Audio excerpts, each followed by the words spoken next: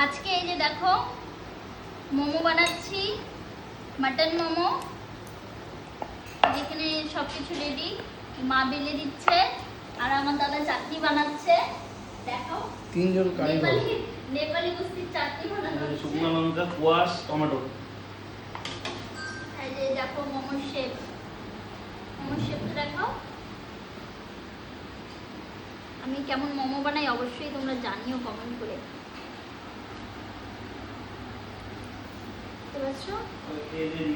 হ্যাঁ, তারপরে আবার বানানোর পর তোমাদের সাথে দেখাবো। তো চলো দেখতে থাকো। কেমন হয়েছে? দোকান ফেল। দোকান একদম জুসি জুসি মোমো, দেখি মটন মোমো। একটু ভেঙে দেখাও। এই দেখো, খালি মটন ভর্তি।